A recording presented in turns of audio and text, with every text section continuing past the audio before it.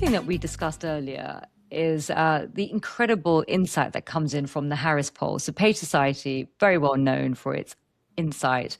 And one of the findings I thought was really surprising, and I wanted to ask you what you thought about how the trust in generative AI now surpasses trust in social media. When people are searching for information about brands, tell us about that, because that was completely new to me.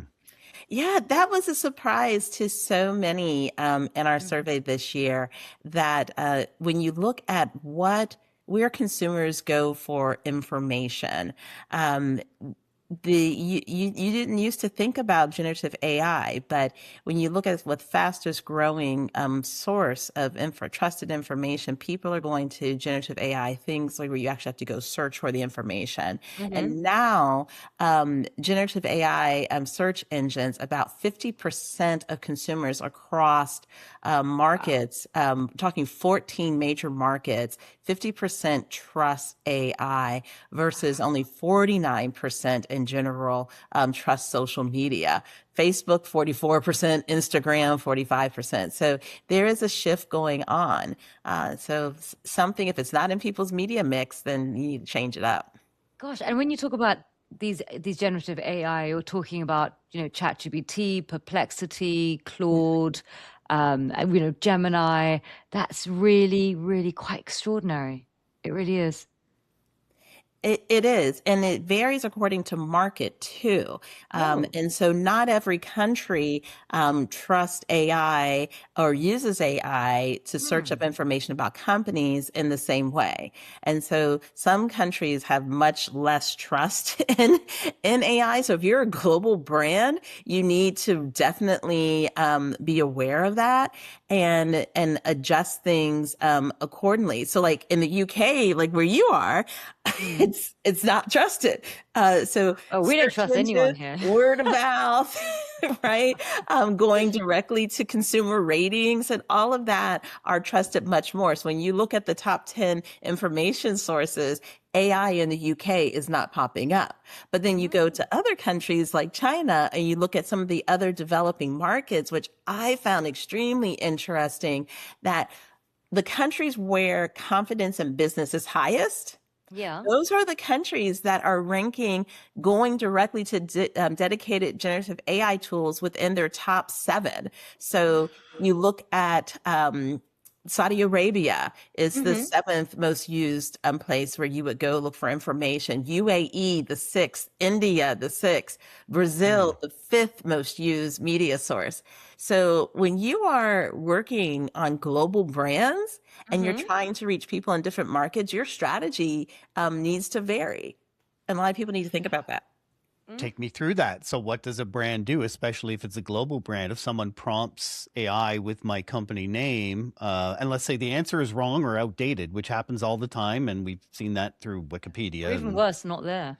and not there, right? Or ranks below where it ought to rank. Elon should be at the top for North Carolina. For How university. hard, the university, how hard is that to fix? So it's multiple things. One is you have to be ongoing, not just media monitoring, but now you need to be using the various search generative AI engines to find out what's being said about your brand, about your products, about the issues that you care about. And then if your information is coming up incorrect, then you need to be going directly to the sources and helping them to understand what is true, showing it with action, like what's actually being done, and providing the context. But you also need to make sure that your content that you're providing is generative AI optimized. So GEO, just like you had SEO, GEO, how are you telling your stories? How are you making the stories written in a way that the way that people ask questions? And how are you using citations and having other people to cite your work? Because it's all about the citations when you're looking at those generative AI engines. And so knowing what our trusted media sources, earned media still is critical. So it's not like we're ending the earned media game, but you're making sure that they are citing you as an expert, and then you're telling that fuller story on your websites and that people can find it. Even things discoverable we didn't used to think about, but telling really compelling stories. Hmm. what you're using for your investor, to those letters that you're writing and the investor letters, making sure those are real stories being told and those are available online. Those can then become discoverable. But it's all about the making sure that you have your content generative AI engine optimized. That's a lot of words. Now, Rochelle, I wanted to ask a little bit about trust. So these large language models, these generative AI platforms are relatively new. Mhm. And back in the day with social media, all these different channels started popping up. Do you think that in the future, people are going to start having a discernment between the different LLMs, between, I don't know, Claude or ChatGPT, in terms of some are trusted more than others? At the beginning of our conversation, you talked about the differences of trust in Facebook versus Instagram, for instance, both obviously Meta. But are we going to begin to start seeing these LLMs have different sort of trust levels? I mean, already you're seeing, OpenAI and Anthropic that owns Claude, and they're, and stories about how they are structuring their company in relation to sort of privacy, etc. Is having an impact upon their company reputation. Do you think that's going to trickle down and people are going to start seeing them as individual black brands rather than just this lump of various different sort of LLMs? Oh, absolutely. I think that you were already beginning to see that. There's a backlash, off of how people are using and what are those guardrails that are being put up. In terms of your LLM be used, or your AI be used for the defense industry? Are you going to protect children, or are you going to make sure that there's some level of responsibility when it comes to pornography? Because adult content is allowed in some, and others is not. And so consumers are beginning to really think about that, Yeah. and make some decisions related to that as well. So when you even think about how consumers are responding, let's use the UK again. And Yeah. great example, UK disproportionately, an important issue to them is the regulation of AI. That's Most huge. other Yeah. country Huge. consumers aren't even thinking about that. So go back to your Mm. question. Are people going to start distinguishing among the various brands? I would say that's probably going to come faster in a country like UK, which is calling for, as one of their top 4 issues that companies need to do something about, is Yeah. regulating AI. Yeah. So if that's an expectation, then they're probably going to dig deeper down into which LLMs that they're trying to use. Because again, looking at the UK, particularly with the adults, number 5th issue that older adults are concerned about in the UK is the potential negative impacts on by the use of AI. Hmm. So the companies that are putting up guardrails, the companies that are holding these AI corporations or media accountable for their actions, I think are also going to be the brands that are going to be stronger as well, because they're doing something about an issue that consumers care about. And Yeah. so you are seeing it with how consumers are responding based upon what the AI engines are being used for in the marketplace. You're seeing consumers respond to say, hey, we want regulation. And hey, we expect companies to do something about not just regulation, but also to do something about the negative impact. Because what we And don't want to have happen is what you're seeing, all the lawsuits that that the social media companies are dealing with now because Right. yes. of their failure to act responsibly. Yeah. I Yeah. think probably these LLMs aren't going to have that sort of free terrain that the social media companies had for quite a long time, because people are much more aware of regulation and the impact of unregulated communication channels. So I think it's going to be really interesting to see what happens with these LLMs. The other thing I wanted to ask you is, you mentioned that it's important for PRs to be thinking about the presence of their organizational brands on these LLMs, and to then make sure that they're accurate. But what about disinformation? What about bad actors who are thinking that actually a lot of search has moved on to these LLMs, and actually we're going to figure out what sources they actually draw from, and then we're going to fuel our disinformation through those channels? Do you see concern around the disinformation aspect, targeting these LLMs as well? Absolutely. Misinformation is one of the biggest concerns that's on chief communication officers' minds and the Hmm. agencies that support them. Because, first, these LLMs also hallucinate and Yeah. they make up information and sources that don't exist at times. Yeah. And so they bots talking to bots is a concern. So we cannot take the human element out of it. What are the Hmm. detection tools that we can find out that if something is a misinformation and where is that source? Where is it coming from? Is it a Hmm. hallucination? Is it a malicious actor? And there are a lot of agencies and technology firms that are helping to detect that sort of thing. But you Mm. Hmm. also have to have discernment to know if something is a bot storm that is not even human driven versus something that is a malicious actor that's spreading information and being able to handle crisis situations in a very proactive way. And that's a new tool in people's crisis communications belt that you have to be Yeah. able to handle. I'll give you an example of hallucination and trust in AI. Somebody sent me an RFP last week, and sorry, I'm not crazy about RFPs. I never like I don't think anyone is. participate. No, but I was a sub to it, so but I did give it a human Mm. scan. Then I did what I think a lot of us would do is I dragged it into Claude, and I had a conversation with Claude and what was in there. And a very key piece of feedback, which I was building to go into the RFP, was a complete and utter hallucination by Claude. And if I had not humanly spent time looking at that, it would have gone through. And when I asked Claude, "What are you doing?" It said, "Oh, you're right. I invented that." But that's still trust in AI, Rochelle. And we're still going to do it because heuristics tell us not that we're lazy, but we'll cut corners. Well, you cannot take the human out of it.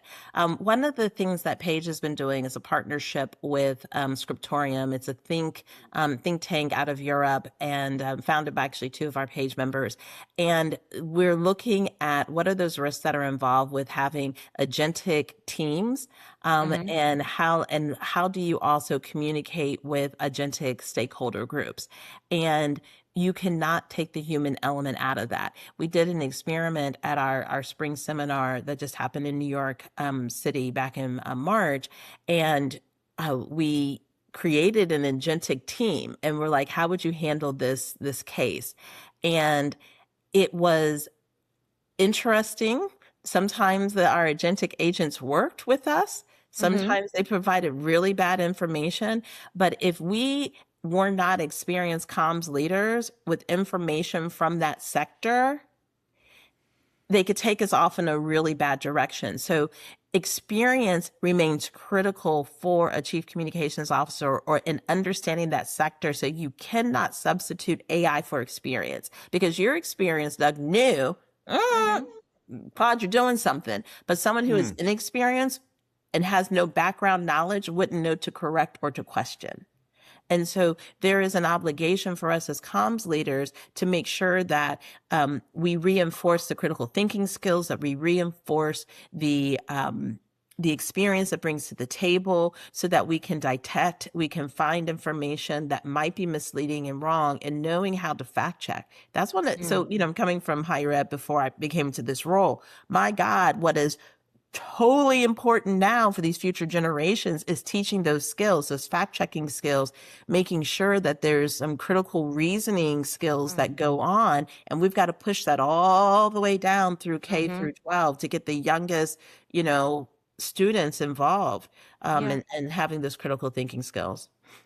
And Rochelle, you're in this incredible vantage point with the Page Society because your members are the CCOs, the Chief Communication Officers of some of the largest, most influential companies in the world. What I wanted to ask you is what traits and skill sets do you think that PRs need to really start thinking about developing if they want to one day be like these CCOs who are, members of the Page Society? Bearing in mind how things are moving so fast. Well, you have to continue to have curiosity, one. Yeah. Yeah. Folks who are not curious, who are not willing to experiment and to be able to lean into change, that curiosity has to remain. But Hmm. the soft skills, those critical thinking skills, Yeah. are are the utmost important. That you are taking a skeptical look at information Hmm. in order to solve problems. Problem solving skills still become critical. Some of the basic things can be taught, grammar and all of that. AI can help with your spelling, Yeah. etc. But is it going to really reach an audience of things that are those conversations that are held offline? Mm. Because what happens in the meeting and the conversations that are happening, that nuance thing and connecting things that were not recorded, things Hmm. that were said in the hallway, what have you, bringing that information, things that you observe in the real world have to be brought to the table. So you have to be able to take all those senses that you are experiencing and bring it to problem solving, and that you're not relying upon it. And so it sounds like very basic Mm. critical thinking, problem solving, Curiosity. curiosity. But Yeah. that person who is able to connect dots will be Mm. so much better. The person who's able to make those probes and to have that careful analysis, even though AI will help expedite and make things more efficient, Hmm. it's the human that actually makes the decision. It's the human that is going to really understand what that gut check is and has to make the choice. Now, that's a I, positive way to end this conversation, I that love it. Yeah. humans are still needed, still relevant, and, For now. for and judgment as well is so incredibly important, because what you find with all these AI tools is not to outsource your thinking, your critical thinking. You need to have judgment in terms of what you put into the AI tool, and you need to have judgment in terms of how you edit what comes out of the AI tool. And so I think that is still safely with us. Well, I think it's important. And just think, it wasn't AI that brought us together when we met in the UAE not too long ago. It was human, real interaction, and it builds relationships. Real human interaction builds lasting relationships. Bots can talk to bots, but humans build relationships. Relationships is what makes up the public relations industry. And so we have to keep the humans in the loop to make the decisions, to build the relationships, because that's where trust is going to happen. Got to prove it with action. And Doug, we're going to continue to tell the truth and tell stories with context, and that'll restore confidence. Awesome. Thanks so much for this, Rochelle. Thank Thank you. you.